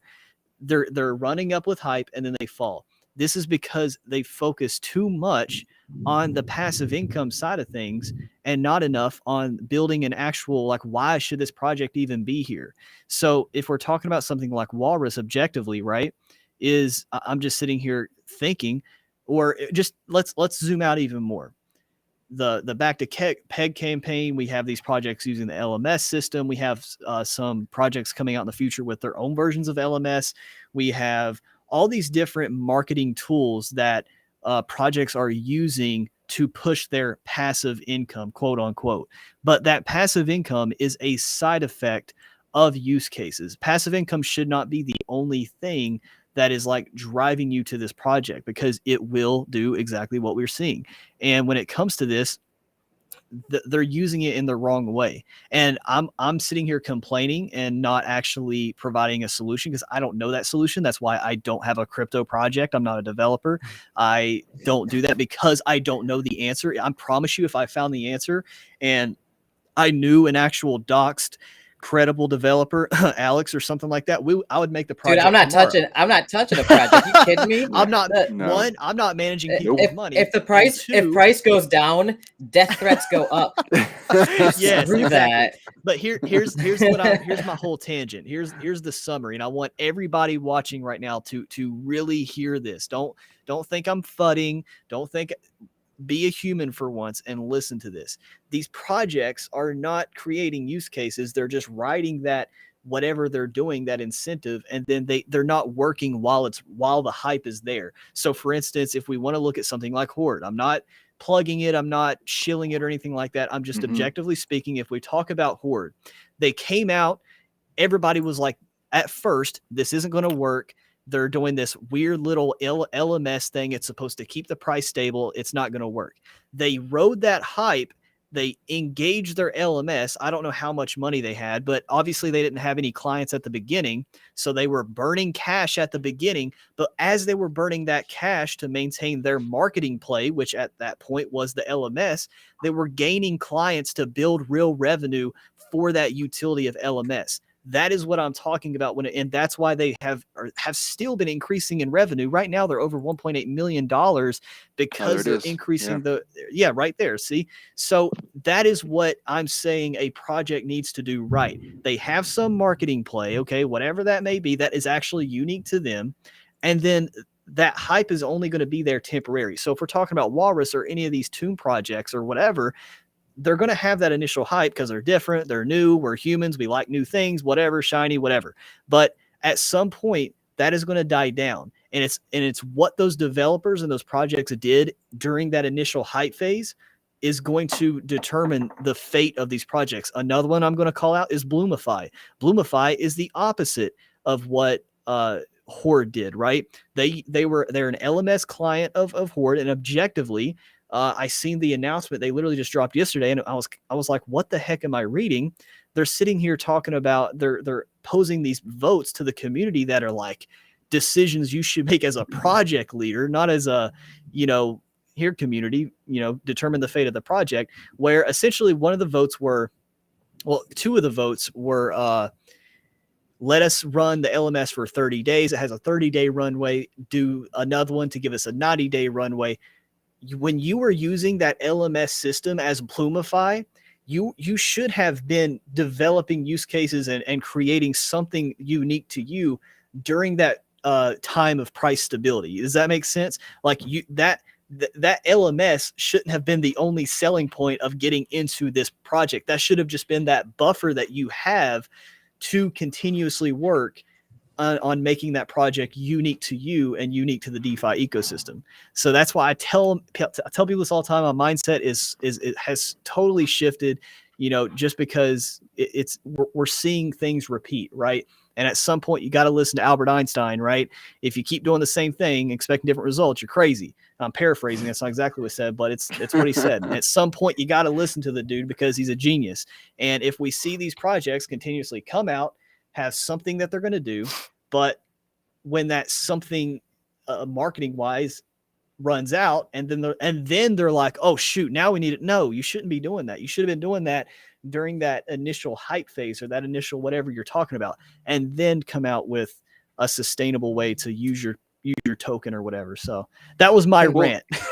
I think you make some very good points, especially when it comes to value-based long-term plays. So something that you're expecting to last past 1 year and beyond as like an organization or a project, I think that applies very well. Now, a lot of this stuff on the application layer that we are on with a lot of these projects they have a short runway. And I think a lot of people need to understand that. I view all these flavors of like tomb forks and rebasing tokens and even the miners and all those projects. Like you go into a casino and you see like the wall of slot machines, and there's like an Amazon there's an Amazon themed one, and there's a kitty cat themed one, and there's a dog one, and like, you know what I'm saying? There's just like all these different, and that's how I view these. It's like, okay, these are slot machines. You're only meant to play them for like a couple weeks or a couple months, and then everybody kind of knows they kind of just die off unless they have a longer term value proposition from the onset with a business plan and a roadmap for how to get there. And then you can start evaluating, is this a value play? Is this a long-term play? Or is this another slot machine where it's like, I'm going to just play my luck on this, see if I can't buy low, sell high, and try this very volatile market that they've created here and see if I can't turn a quick profit. That's something it took me a while of losses slot machine, to learn that. That slot machine analogy you just used, Alex, I'm going to capitalize on this and I'm going to stop ranting. Okay. But okay. So that slot machine, right? So if we're talking about in the world of crypto, where you walk into this casino and you see that wall of slot machines, even slot machines are right now giving you better odds than DeFi, because it goes back to my main point, that marketing gimmick. Okay. Whatever that project is trying to make it unique to them or catch people's attention, whatever, those slot machines, what's their main marketing gimmick? You could win millions of dollars. You could hit the jackpot. You could hit whatever. Sometimes people do. Sometimes people get lucky. And that initial burst, okay, so if we compare that hitting that jackpot to, say, a project printing millions and millions of tokens every single day, right? That's the same thing. That's that initial, like, you get that, the marketing. That's organic marketing. Someone just won, and now they're going to say, go to this casino because I just won. Now, after they win, there's that use case phase for the casino where people are continuously running up that slot machine to try to win, and that's generating them revenue, so then they can do that again and again and again, and now it's sustainable. And my camera turns off. So comparing that slot machine to a DeFi project, they're continuously running up the jackpot. They don't have anything after that jackpot to build revenue and to calm down a little bit to provide it again. They're just doing it once and then that's it. So yeah, that rant over, but I loved your analogy and I wanted to capitalize on it. I think the most important thing I want to just say before Enrique, you go, just people need to recognize what it is they're getting into. Is this a slot machine or is this a multi-year business plan? So, okay, that's all I wanted to say. Mic dropped. If this wasn't a really expensive mic, I'd drop it. It's my $30 Amazon mic. Pow. So one thing that's interesting is that the market is telling us something pretty interesting about what you guys just said. And that's, if you look at M-Share and Magic, they have an actual sustainable business model. They're making money. They're paying the team off the money that they're making from their business model. And the market is saying, I don't care. The market is clearly saying, I don't care. Slapping them right in the face. I don't get it. So just looking at their share token, it's brutal. It's pitiful. I'm a holder. I own quite a bit. And for whatever reason, we talked earlier about listening to the market before Alex got on here, right? The market, like, I can't seem to agree with the market on this asset. And maybe I'm blind to something. Maybe I like, owing too much. I don't know. I don't get it. But I just felt that this is sustainable. and that the market should be a fan of this. And for whatever reason, the market disagrees. Is it because that they've been kind of like pigeonholed into, hey, you're not degen enough for us. It's not enough of a gamble. We're at the casino. We want to go big or go home. They're not APRs. Their annual rewards are very low in comparison to some of the other projects. What are your thoughts, guys? Why is the market saying I don't care to what should be something that should be stable? It should be, making us all tons of money. So how are they making So that money, Enrique? they're auto compounding vaults. So they've got Okay. these proprietary technology that basically auto compounds your position into itself. And if you go to their vaults, you can like auto compound like grape, like single stake. And like, so these projects will come to them and like work out a deal for their vaults and stuff, and like how it's going to work behind the scenes. But like as the end user, it's like most of them are 0 deposit fee, 0 withdrawal fee. And I could just like stake my Walrus / USDCE in there. And every day I get like 0.3% more, and it just auto sells it the little bit and compounds it, and my position grows. And it worked really well for me. I made decent returns on doing just that, Walrus / USDCE, because I thought it was pretty stable. And I did that for a few weeks, and I made a couple bucks, nothing crazy, but I saw the value of what Magic Finance was offering in that. And versus Beefy, don't forget versus Beefy, because what Magic does is that 50% of the fee, they burn it. They burn that peg token. That's right. Yeah. Beefy so they actually doesn't benefit. Do that. They benefit the protocol as a whole because they combat the inflation for them. Mm-hmm. And everybody's going to be like, oh, I don't have to click a button every day. Sign me up, right? It's so easy. I just set it and forget it. And then it's benefiting me and the protocol. And ideally, in my position, I was calculating, okay, impermanent loss versus my 0.3% per day that it was compounding. Like, does it still make sense for me? And so with them, I think they're fighting what a lot of tomb forks have to fight, inflation. So they have an emission schedule, and so they're emitting, X amount of tokens of each asset for X amount of time. And then does that revenue and that burning mechanism catch up to it? I mean, eventually isn't it the share token stops printing after a year in most tomb forks, Enrique? And most tomb forks, not all, but most. Yeah. So I'm making some assumptions here on Magic. I haven't dug too deep into the tokenomics, but I'm assuming they're trying to outpace that. And there's some changes coming as well. But to you said something, and I was gonna say something in regards to it. You talked about your position. So I've been tracking my position, and my average buy-in of Magic was about 30 cents. It's now down to I think Magic's down to like 18 cents. And after what I've taken out of profit, I'm still about even, which is pretty amazing. That just shows you the power of auto compounding, right? Like, it really does show you the power that it went from 30 cents to now 17 cents. And I'm actually not even. I'm up a little bit because of the auto compounding. So even though they don't provide the highest annual rewards, despite the fact it's gone down so much from 30 cents, I'm still in the green. So price action isn't everything. So you see a chart like that, you have to like overlay the rebasing chart to get your actual true value if you were to sell. And in most of them rebasing tokens, I generally break even. Like, even the price is going down, but the rebase is going up, and and then I try to play news and stuff like that to try to find exit positions and sell when it's overvalued versus, and then like accumulate when it's lower and stuff. But obviously, sentiment around rebasing and auto compounding as a whole is kind of down at the moment. So a little riskier. Yeah. But I guess tomb forks are still, I mean, in the circles we hang out with, everybody loves tomb forks, right? There's so many opportunities for plays. Like, it's awesome. People swing the share token. People try to swing the peg token. People try to just like stick money in and print and try to then sell off the share token rewards. There are a lot of different ways to do it, and a lot of different variations on those slot machines. Some of them coming out with utility. And like you said, Magic's an interesting study, an interesting case here, because they have is Magic very is Magic a revenue tomb fork source. Yes.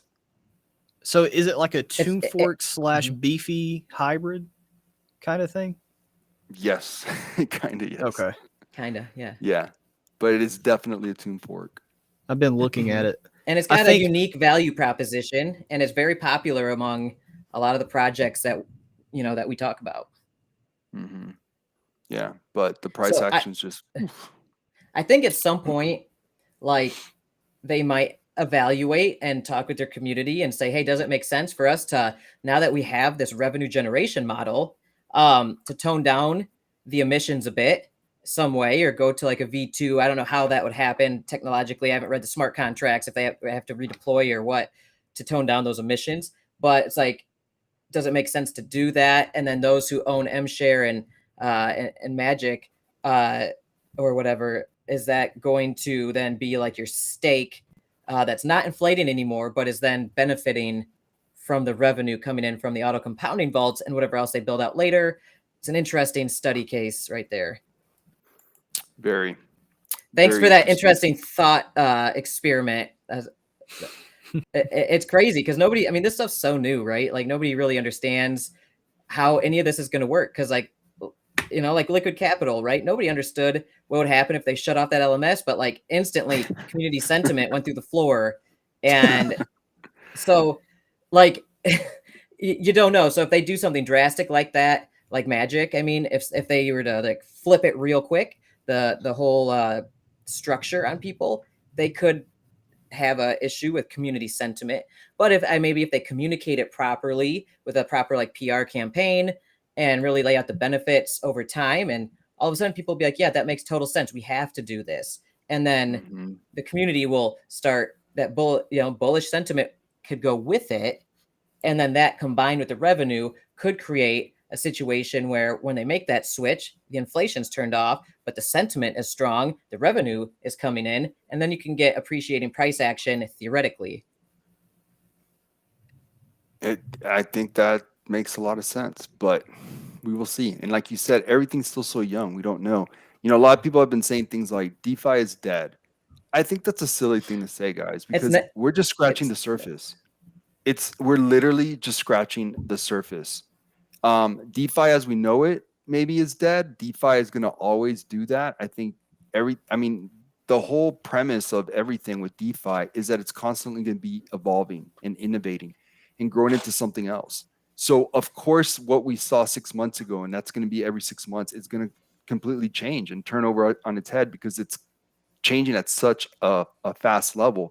I was talking to some guys that are much more technical than me, and they were talking about how much the DeFi space changes versus the CeFi, and it's like not even close. And a lot of people see them both as the same, and it's like literally, not even apples to oranges. It's like not even close how much they're evolving one versus the other. So in DeFi, multiply that times probably 10 or 20 as well. In the niche that we're in DeFi as well. So, but Alex, you missed it. We were talking about trying to diversify as much as possible, not just inside of crypto, but outside of crypto. Austin gave like kind of like a blueprint of how to start in real estate from like nothing, with literally nothing, just enough to cover down payment costs, which I thought was pretty cool. I learned a few things, and I've bought and sold many properties in my life, and I learned a lot from Austin today. And then we talked about how you got to change your mindset and just take emotions out and just think about what's the best thing to do right now. And in crypto, that possibility is always there, whether it's taking shorts in the right situation or taking longs or doing nothing or doing some kind of weird mix, depending on, your strategy. There's always something to do. So if you just kind of take a beginner's mindset, take your ego out of the equation, take your emotions out of the equation as much as you can. I know we're not robots, and just try to see every single day for what it is and the opportunities that are ahead of you. That helps so much. And it takes time to kind of develop your own process, but that was some of what you missed as we were trying to talk outside of DeFi, what else to do, right? Because there's just so many opportunities abound, and it's so easy in this kind of DeFi niche that we're in to just kind of like, what's tunnel vision your way into it and not see all the other opportunities. And there was opportunities all week. We covered some of the shorts that I took this week. They're obviously all out of DeFi because you can't short any of these DeFi projects because you could. That would be crazy. Not yet. Not yet. I mean, how would that happen, guys, as we start getting closer to winding this thing down? How would you have the like derivatives and like short opportunities for assets this small? It doesn't sound doable. You'd have Am to I have missing something? you'd have to have a lot of capital, a lot of collateral in case the trade goes against you or the market maker, whoever's Oh offering my those god. positions. You just be Unless you betting. unless you make it versus like just directly peer to peer, where like somebody makes a position, you could take the opposite, and then you both like, I don't know, set your collateral levels. Like, what's your max loss or what's your max gain, basically. So that way it doesn't go to like infinity on a short squeeze, and then like all of a sudden it's like insolvent kind of thing. But like, I don't know. So it would have to be somewhat controlled unless people came in here with a ton of money that could kind of absorb black swan events and things like that. But I mean, if it's, I don't know. So, but there are sharks and hedge funds and like market makers that could come in and try to make a whole business model around that, where they would basically, they could be selling like options contracts and stuff and like hedging appropriately and basically always have the upper hand. So I don't know. It would be so interesting. I can't wait to see something like that come out. Although it sounds dangerous. If I look back in Crazy. time at this video after somebody's just like, I just got wrecked at shorting a DeFi protocol, I'll be like, I take it back. It's not awesome. It's not awesome. Yeah, I mean, I so just heard of a project that has $142 million diluted market cap, and they wanted to kind of get into, I guess, one of these like dexes that offers the ability to short, and they were told, no, your market cap is way too small, not even close, right? And that's 142 million. So, I mean, I don't think it's ever going to happen in some of these projects in DeFi then. I mean, I just don't see how it can be possible. But someday. And I know we kind of got to wrap up here shortly, but I just want to say, like, when people start saying things like DeFi is dead, to me, not financial advice, but to me, that's like an indicator that we might be bottoming out in a bear market, right? Because that's the kind of stuff you hear, when it's bear market times. And then when people like Pokimane are out there asking, how do I buy call options on Tesla? That's when people are like, we're at the top, everybody sell. Like, that was the last indicator for like the top, I remember, in like 2020 or something, when she tweeted that, and I was in like Wall Street Bets on Reddit, and that's everybody's like, the top is in, this is it.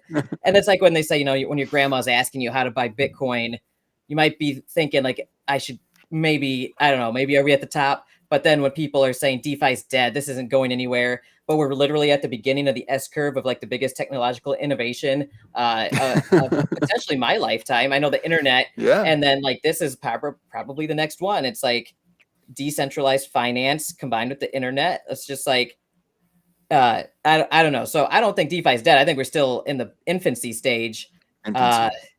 Yeah. So, but we'll see how our application layer spaces that we love to hang out in on these different blockchains, how the sentiment kind of ebbs and flows around different styles of protocols. And I don't know, I think it's fun. So it's never going to be dead for me. No. And I want to leave off on one thing for me, and then you guys can add to what you want to sign off with. But look, guys, I feel like there was these just amazing moments in DeFi that I didn't get to be a part of, whether it was the people that made life-changing money with Tomb, and then some people made life-changing money with Wonderland. And then we know some people that made life-changing money with Titano, or made a ton of money. It doesn't have to be life-changing, just or drip, like a bunch of drip millionaires. Drip. Yeah. So, I missed out on all of them. I made a little bit off Titano, and then I sold too soon thinking, oh, this thing's going to fall apart because I overthought it. And I thought I was late to the party, and I really wasn't. But if we can find the next one and ride that hard, that sounded awful, but and ride that train. You were really motivated by saying that. Yeah. That is like, that's kind of like the golden goose right now, right? Like the Wonka, Charlie and the factory, whatever it's called, the golden ticket, right? That's it. Finding what that next big thing's going to be that everyone's going to jump on, that if we get to the party early. I think we're situated as far as like how much we know about the environment and who's doing what. I think that we're situated to kind of find out early enough. We're connected enough. Everyone watching this probably is too, right? But it's just a matter of figuring out what that's going to be. And it's coming, guys. There's going to be a next big thing. I've predicted a couple, hoping that my prediction was right. They turned out to be dead wrong. But do you guys feel that, or do you think it's one of those things that until there's a lot more liquidity in the markets, something like that's just not possible? I mean, I think there's always going to be those types of little moments in any asset, in any history, But if we're talking obviously the extreme volatility of what is DeFi, absolutely, there's always going to be something that comes up that just gets all the hype, and there will always be life-changing money of a small population of people that's going to be made. So yeah, I think it's always going to be here. It's just a matter of what that project is, just like anything else. And really no one has that predictability of what the next Dogecoin or, whatever crazy pump coin happens, is, and it's happening all the time. I seen a chart yesterday. Someone shared that it was from Coin Market Cap. It was some stealth launch, just meme coin, and it skyrocketed thousands of %. A few millionaires were probably made then, and it just, that's what happens. I think for those people that are hungry for that search, I would tell them still stay on your financial path for what suits your risk tolerance. Do not let that lottery type of mindset blind what you can financially tolerate. Because at the end of the day, building wealth and really striving for success is about consistency. It's not about, these long spurts, these large spurts of energy, and that long spurts of energy in crypto is like trying to gamble all your money into one play. It's about consistent plays, right? So it's not just about getting rich in crypto. If you get, lucky or whatever, great. This was risk capital in the first place. It's about staying consistent on what you want to build wealth at. And DeFi is just a place right now where it's just, you're taking gambles really. And the last thing I'll say, and I'll hand it over to Alex here, when you hear people say DeFi is dead, it's never even been hurt, right? The only thing that's been hurt now, and I love what Don's World says, is they said there was what was it? The pilots. What did he say here? Oh yeah, I saw that. Yeah. To go to the moon, a lot of pilots died along the way in the training, and that's what's happening. That's what's happening. Is DeFi is not dead. The bad practices are dying in the DeFi space, but DeFi in general, decentralized finance, a way for anybody to access wealth without a centralized entity to tell them what to do. I don't see that ever dying, because everybody wants that. No matter if you're in a first world country or a third world country, everybody wants access to that type of freedom of money. So I don't see that being dead ever. Yeah, I agree. And what like Enrique, you were saying, do you think that we're not going to see any more of these unicorns in DeFi right now? I think those unicorns are always around every corner. It's hard to spot them. You never know how things are going to react. But this is an unregulated, very large marketplace with more and more capital flowing into here. Even in bear markets, it's it's growing, and also it's the barrier to entry is very low, and it's international. So with all those things being said, anybody can launch a project, very low barrier to entry, and it allows people to experiment and do all these things. And you never know. It's like when the internet was starting, you had all these people experimenting and trying these cool things. And a lot of this stuff is like low market cap, low liquidity. So like you could get these crazy rises in prices. And if you're sitting in the right one and you end up riding one of those waves and exiting properly, like that happens like every week out here. Something we're talking about the next thing, like, oh, do you see that one new project came out blue? It like went 1,000x. That's crazy. And I'm always just like, man, I need to like fix my position sizing and do like a little bit in everything. And then like if I have 20 or 30 positions, all the same size, and one of them goes 100x, I've done very, very well. Right. And even if all the others go to zero, right? But obviously do position sizing, don't put everything in DeFi, you know, blah, blah, blah. Not financial Blah, advice, blah, by blah. the way. Yeah. I've met people out here who went like all in on like super speculative DeFi application layer projects, and then they made millions but like that's super ballsy. So I don't know. Austin, he's got a more consistent kind of like little bit at a time, little wins stack up over time, right? And then you kind of roll those into safer assets. Anyway, I just think DeFi is not dead. I think this is the beginning. I think we're going to see amazing, magical things over the next few years. And hopefully we're all going to become millionaires together, because that's why we're all here, right? Make some money, have some fun, learn new stuff, meet a bunch of cool people. And that's just every day out here, man. I look forward to it. Every day you're hustling. Every day, man. All right, guys, we'll leave it off at that. Thank you so much to everyone joining. Croc, thanks for the super chat. Awesome. I think we're at $30 now. We're just killing it. Wow. Yeah, awesome. bro. Yes. Croc came in with that Thank you, Croc. $5. Boom. Awesome. All right, guys. So till next week, I hope you guys have a great weekend, a great trading week, and we'll talk again next Friday. Take care. All right.